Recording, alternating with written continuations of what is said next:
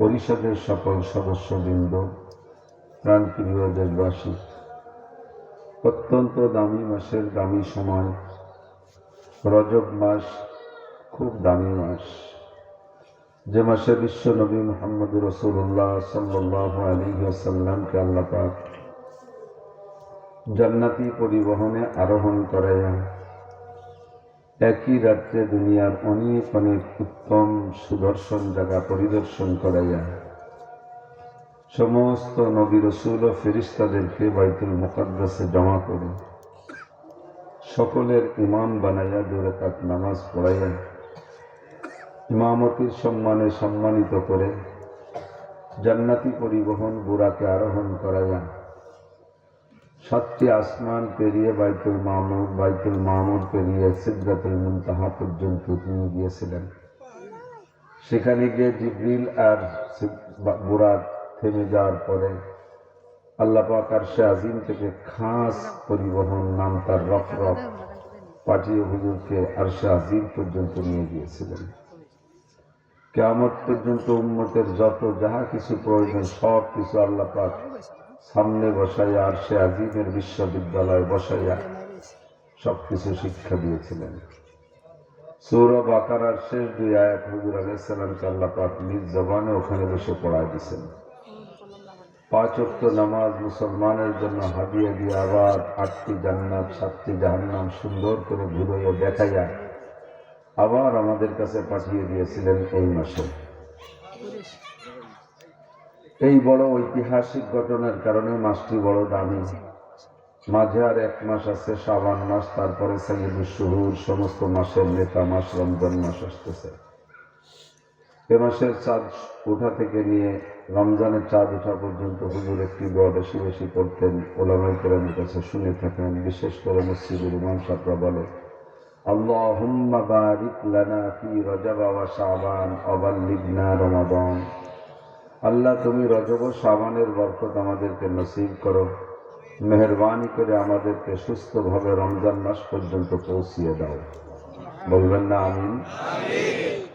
রমজান মাস পাইলে আমরা রোজা রাখবো তো ইনশাআল্লাহ। রোজার ব্যাপারে পাক্কা সিদ্ধান্ত, রোজা রাখবই ইনশাআল্লাহ রমজান পাইলে, সুস্থ থাকলে। আল্লাহ আমাদের সকলকে নসিব করে, বলি আমিন। রজব মাসের যত বরকত, শাবান মাসের যত রহমত বরকত আল্লাহ আমাদেরকে দান করুন, আমিন। আল্লাহ পাক রব্বুল আলামিন অন্য যত সৃষ্টি করেছেন সমস্ত সৃষ্টিকে অতটা মহব্বতের সাথে করেন নাই। 5টি জিনিস আল্লাহ পাক নিজ হাতে তৈরি করেছেন। তার মধ্যে 1 নম্বরে আল্লাহর আরশ।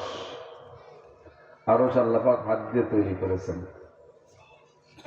আল্লাহ পাক রব্বুল আলামিন তার একটা লেখার কলম আছে, সেই কলমটা নিজ হাতে তৈরি করেছেন। 3 নম্বরে 8টি জান্নাতের ভিতরে একটি জান্নাতের নাম জান্নাতুল মাওয়া, জান্নাতুল নাঈম। এই জান্নাতুল নাঈমটা আল্লাহ পাক রব্বুল আলামিন নিজ হাতে তৈরি করেছেন। ফেরদাউস হাত দিয়ে বানাই নাই, ওটাও কোন শব্দ দিয়ে তৈরি করেছেন। 4 নম্বরে মূসা আলাইহিস সালাতু ওয়াস সালামের তাওরাত খান আল্লাহ তাআলা হাত দিয়ে লিখেছিলেন। 5 নম্বরে সমস্ত মানুষের মাথা আল্লাহ তাআলা নিজ হাত দিয়ে তৈরি করেন। আদম আলাইহিস সালামের মাথা, গলার উপরের টুক, মুখমণ্ডল নিজ হাতে তৈরি করেছেন। এ মর্মে সমস্ত মানুষের গলার উপরের টুক আল্লাহ নিজ হাতে তৈরি করেন। মানুষকে বানানোর সূচনা লগ্নে ফেরেশতারা মৌন অসমর্থন জানিয়েছিল।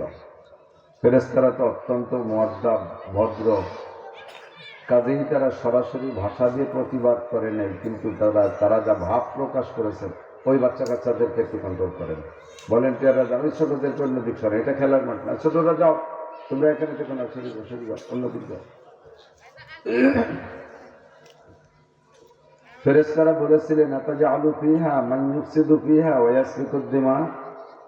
তুমি কি আবার পরবর্তীতে এমন কোন জাতি বানাইতে চাইতেছো যারা খুনোখুনি করবে, ফিতনা ফাসাদ করবে, রাজনীতি দ্বন্দ্ব কলহে একে অপরকে মেরে ফেলতে তারা একটু দ্বিধাবোধ করবে না, আধা হাত জায়গার জন্য গ্যাঞ্জাম করে লক্ষ লক্ষ কোটি কোটি টাকা কোর্ট কাছারিতে খরচ করবে, বিভিন্ন কারণে স্বামী স্ত্রীকে, স্ত্রী স্বামীকে হত্যা করবে, এমন কোন জাতি আবার বানাইতে চাইতেছ? যদি তোমার আরো বেশি তাসবিহ তাহলিল ইবাদত বন্দেগীর শখ হয়, যে তুমি যা সৃষ্টি করেছে এরা যা ইবাদত করতেছে, আমরা ফেরেশতারা যা করতেছি, এতে তোমার তৃপ্তি হচ্ছে না, তুমি তো অবশ্যই মহান আল্লাহ, তোমার অনেক ইবাদতের দরকার, তো আমরা যা করছি এতে যদি তোমার তৃপ্তি না হয় আর এর কারণে আরো আরেকটা জাতি বানাইতে চাও, তাহলে আমরা বলি নাহনু নুসাব্বিহু বিহামদিকা ওয়া নুকাদ্দিসু লাক, আমরা ইবাদতের পরিমাণ বাড়াই দেবো, তোমার তাসবিহ তাহলিলের জিকির আজকারের পরিমাণ বাড়াই দিই। এর দ্বারা বুঝাইতে চাই যে এমন কোন জাতি যেন আবার বানাইও না, তারা যেন খুনোখুনি করে। ইঙ্গিতে ইশারায় মৌনভাবে অসমর্থন জানাইছে, কিন্তু আল্লাহ পাক বললেন ইন্নী আ'লামু মা লা তা'লামুন, যাদেরকে বানাইতে চাইতেছি তারা কত বড় দামি হবে, তারা আমার কত বড় আদরের পাত্র, এটা আমি জানি, তোমরা জানো না। তোমাদেরকে সেই জাতির সম্মানার্থে কি বলবো জানো? ওয়া ইন্নাল মালাইকাতা লা তাদাউ আজনিহাতিহা রিদান লিতালিবিল ইলম, ওই জাতি যখন ঘর থেকে বেরোয় আর দিন শিখার জন্য বের হবে, মাহফিল শুনতে যাবে, মাদ্রাসায় যাবে, মসজিদে যাবে, দাওয়াত ও তাবলীগে যাবে, দিন শিখার জন্য ঘর থেকে বের হবে, তোমরা ফেরেশতারা তাদের সম্মানার্থে তোমাদের নুরানি পর তাদের পায়ের নিচে বিছিয়ে দেওয়ার অর্ডার হবে। এমন একটা সম্মানী জাতি, তার ভিতরে একটা মানুষ হবে লাউলাহুমা খালাকাল আফলাকা খালিকুহা লাউলাহুমা খারাজাল ইনসানু মিন আদামি, যেই মানুষটাকে না বানাইলে ফেরেশতা তোমাদেরকেও বানাতাম না, যে মানুষটাকে বানানোর ইচ্ছা না করলে আসমান জমিন কিছুই বানাইতাম না, এমন একটা মানুষের মধ্যে আছে। নাম তার কি? ডোনাল্ড ট্রাম্প, নরেন্দ্র মোদী, কি নাম? মুহাম্মদুর রাসূলুল্লাহ সাল্লাল্লাহু আলাইহি ওয়াসাল্লাম, বলেন না সাল্লাল্লাহু আলাইহি ওয়াসাল্লাম। কাজে এই জাতিকে বাধা দিতে চাইলেও বানানোর ব্যাপারে আমি তা শুনবো না। ফাখালাকাল্লাহু আদম, আল্লাহ তাআলা রাস আদম বিয়াদাইহি, আল্লাহর নিজ হাতে আদম আলাইহিস সালামের মাথাটা তৈরি করলেন আর ফেরেশতাদের মাধ্যমে গলার নিচে ঠুক বানাইলেন। আল্লাহ পাক আমাদেরকে ভালোবাসে, এটা তার প্রমাণ না? কতক্ষণ কেউরে বানাইতে হাত ব্যবহার করলেন না, বাকি চারটে আলাদা, বাকি আর যত মখলুক আছে ফেরেশতা, জিন, বাঘ, ভাল্লুক, আসমান জমিন, চন্দ্র সূর্য, গ্রহ নক্ষত্র, আকাশ বাতাস, কিচ্ছু বানাইতে আল্লাহ হাত ব্যবহার করে নাই। নিজের হাত দিয়ে যাকে বানাইছে তার প্রতি অবশ্যই মহব্বত ভালোবাসা, ঠিক না? 2 নম্বরে আল্লাহর ভালোবাসার প্রমাণ বলতেছি, আল্লাহ আমাদেরকে ভালোবেসে মহব্বত করে বানাইলেন, এরপরে বানাবার ছেড়ে দেয়নি, আমার বানানোর দরকার বানাইছি, তুমি যা পারো খুঁটে মুখে খেয়ে বেরোবে, তোমার সুবিধা অসুবিধার চিন্তা আমার না, তুমি যা কিছু করে বেড়া, এরকম না। একটা বানানোর ব্যাপারে বডির ভিতরে অঙ্গ প্রত্যঙ্গ, দামি অঙ্গ দেখেন, কত দামি দামি অঙ্গ দিয়ে বানাইছে, দুটো চোখের কত দাম। জন্মসূত্রে যদি কেউ একটা হাত না নিয়ে আসে, দুনিয়ার কোনো ডাক্তার হুবহু এমন একটা হাত তৈরি করে দিতে পারে না, একটা আঙ্গুলও বানায় দিতে পারে না। কৃত্রিম একটা বানায় দেয়, সেটা কথা শোনে না, সে তার জায়গা মতো থাকে। দেয় না চোখ লাগায় দেয়, পাথরের চোখ একটা লাগায় দিয়েছে, চোখ ঘুরিয়ে রয়েছে, তাকায় রয়েছে উত্তর দিক, দেখে দক্ষিণ দিক, এই চোখের কোনো কার্যকারিতা নাই। তো দুটো অরিজিনাল চোখ দুনিয়ার কেউ বানাইতে পারে না। দুটো কিডনির কত দাম, দুটো বাল্বের কত দাম, দুটো হার্টের কত দাম, লাংসের কত দাম, পাকস্থলীর কত দাম, অঙ্গ প্রত্যঙ্গ, এই যে চুলে যে কালো রং আছে, এই রংটার কত দাম। যখন এই চুলগুলি যে আমরা মেহেদি লাগাই, প্রত্যেক 10 দিন 5 দিন 10 দিন পরে দেয় যে গুড়া সাদা বেরিয়ে যায়, সিটি জ্বালায় লাগাতে পারতেছি না, দাড়ি দোতলা হয়ে গেছে। যতদিনের অরিজিনাল রং ছিল ততদিন আমার পয়সা খরচ হয়নি, এখন হাজার হাজার টাকা শুধু একটু চুলির কালি মাখাইতে লাগে। এমন করে আমার সারা শরীরের ভিতরে কত অঙ্গ প্রত্যঙ্গ দিয়ে কি দামি করে আমারে বানাইছে, আবার এগুলো দিয়ে কত সুন্দর সেটিং, অন্য কোনো প্রাণীর সেটিং এত সুন্দর না, ঠিক না? সব মিলে মানুষকে আল্লাহ তাআলা ভালোবাসে, এটাই তার প্রমাণ। বানানোর পরে এবার আমি যাতে সুখে শান্তিতে থাকতে পারি তার জন্য অসংখ্য নিয়ামত তৈরি করেছেন। এই 2-3 দিন 4 দিন 5 দিন কুয়াশার কারণে সূর্যটা দেখা যায় না, মনের মধ্যে ভালো লাগে না? খারাপ লাগে? খারাপ লাগে না? এমন করে যদি 15-20 দিন সূর্য আমরা না দেখি অস্থির হয়ে যাব, ঠিক না? নিয়মতান্ত্রিক ভাবে লক্ষ লক্ষ কোটি কোটি বছর যাবত আল্লাহ তাআলা সূর্য আমাদের জন্য তৈরি করে রেখেছেন, লাইটিং করে যাচ্ছেন। চন্দ্রটা দিয়েছেন আমাদের খেদমতের জন্য। বলতে গেলে রাত কেটে যাবে, জীবন কেটে যাবে, সবার হায়াত কেটে যাবে, শেষ করা যাবে না। আল্লাহ কয় আমি তোমাদের জন্য এত নিয়ামত তৈরি করেছি, তোমরা সারা দুনিয়ার সমস্ত মানুষ ঐক্য হইয়া আমার নিয়ামত রাজি গণনা করার চেষ্টা করবা, তোমাদের সবার হায়াত শেষ হয়ে যাবে, আমার নিয়ামত রাজি গণনা করে শেষ করতে পারবা না। সব তোমাদের জন্য, কুলিকালাকুল কুল্লু সাই, সবই তোমাদের জন্য। সূর্য বানানোতে আল্লাহর ব্যক্তিগত কোনো নিজের উপকার আছে? আল্লাহ কি সূর্যের থেকে আলো নেয়, চাঁদের থেকে আলো নেয়, তারকার থেকে আলো নেয়? আল্লাহ কি আমাদের কাছে খানা খাইতে চায়? আল্লাহ কি খায় নাকি? আল্লাহ খায়ও না, পানও করে না, ঠিক না? আল্লাহ কয় মা উরিদু মিনহুম মির রিজকিন ওয়া মা উরিদু আন ইউতঈমুন। তোমাদেরকে সৃষ্টি করার পিছনে আমার এমন উদ্দেশ্য না যে আমার বউ বাচ্চা নাই, রান্না বান্নার কেউ নাই, তোমরা রান্না করে বড় বড় প্লেটে তবলিগের থালে করিয়া মসজিদের দুয়ারে রাখি আসবো, আমি আল্লাহ 3 বেলা যে খাইয়ে আসবো, এজন্যই তোমাদের বানাইনি। আমার ইনকাম করার কারণ নাই, ছেলে পেলে নাই, তোমাদের ছেলে পেলেরা Italy, Australia, France, Japan, Germany, America থাকে, পয়সা করি কামাই করে দেয়, বাপে বাড়ি বসে মশমুলায় ভাঙবো। আমার ছেলে পেলে নাই, তোমরা পয়সা করি কামাই দিয়ে আমি অ্যাকাউন্টে তুই আস্তে আস্তে ঘুরে ফিরে খাই বেড়াবো। এই জন্য আল্লাহ আমাদের বানাইছে। যা কিছু সৃষ্টি করেছে সব আমাদেরই জন্য বানাইছে। কতক্ষণ কুত্তটা কুত্তটা কুকুর কুকুর কুকুরও আমাদের সেবা খেদমত করে। কোন বাপের যদি 4টে ছেলে জন্ম হয়, পরপর একের পরে 3 বছর 4 বছর 3 বছর 2 বছর ডিস্টেন্সে পরপর 4টে ছেলে, এই আপাতত ছোট আছে, কিন্তু যখন ঝাঁকা মারি জোয়ান হয়ে বড় হয়ে ওঠে তখন দেখবেন বুড়ো বাপেরও যৌবন ফিরে আসে, 4-4টে ছেলে ইনকাম করে। বাপ বাজারের মধ্যে যে লুঙ্গির কেনি ওই হাটে আটারও বাপ পাল্টে যায়, ঠিক না? বুড়ো বয়সের লুঙ্গিও আয়রন করে পরে, 4-4টে ছেলে ইনকাম করে। তো বাপের মায়ের 4টে পুত্র সন্তান হইলে তাদের কত গর্বের বিষয়, কত আনন্দের বিষয়। আর এই যে সারা দুনিয়া জুড়ে কুত্তর ডেলিভারি সিজন চলতেছে না, এখন কুকুরের বাচ্চা কাছে হচ্ছে। কোন কুত্তর যদি 4টে পুত্র সন্তান হয়, কোন মা পুত্রকে এই বলে গর্ব করতে পারে যে এক দুনিয়ার মানুষ, আর তোমাদের পিছনে আমার ঘোরা লাগবে না, তোমাদের বাড়ির কাছে গেলে তোমরা চলাই দিয়ে বাড়ো, লাঠিতে পিঠে হিটেল মারো, ঢিল মারো, আমার 4টে ছেলে এবার জন্ম নিয়েছে একবারে, আগামী 1.5 বছর পর এরা ঝাঁকা মেরে জোয়ান হবে, 4টে পুলিশি চাকরিতে ভর্তি করে দেবো, ওরা কামাইরে পাঠাবে, আমি খেরের মাছের তালে বসে বসে খাবো।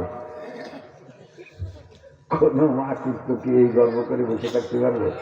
আল্লাহ কয় বাচ্চা তোর খেদমত করবে বনিয়াদমে, বাচ্চা তোর তোর তোর থেকে একটু বিচ্ছিন্ন হওয়ার সাথে সাথে ওগুলো বনিয়াদমের খেদমত করবে, মানুষের বাড়ি নাইট ডিউটি পালন করবে, বাজারে নাইট গার্ডের দায়িত্ব পালন করবে, ওরা মানুষেরই খেদমত করবে। তুমি মার কোনো কামায় কাজে আসবে না।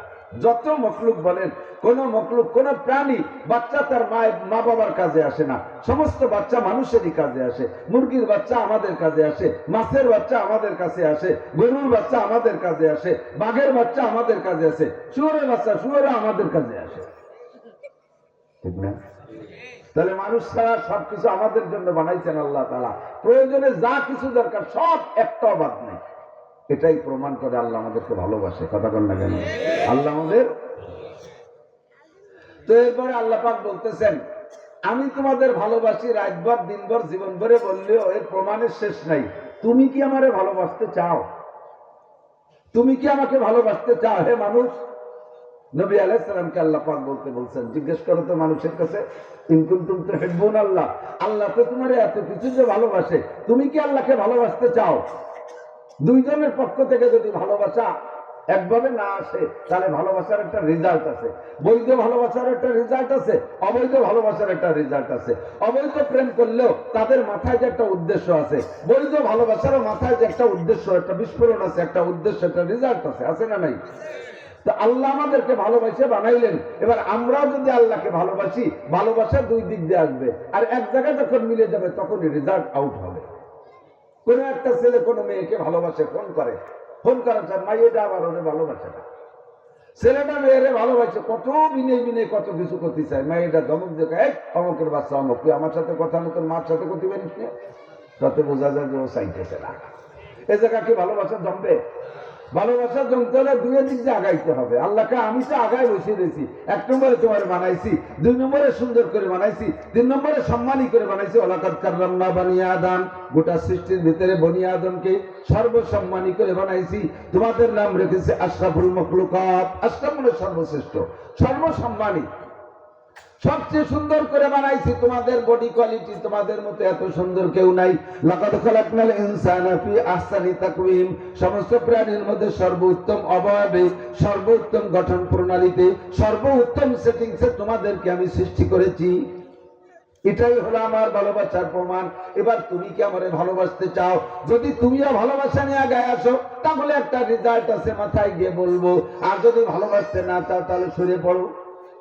জানতে চাইলাম আল্লাহ তোমাকে ভালোবাসবো, ভালোবাসার জন্য 4টে গুণ লাগে। কয়টা? এদিক এদিক। মানুষকে মানুষে ভালোবাসে 4টে কারণে। মনে থাকবে? মানুষকে মানুষে ভালোবাসে 4 কারণে।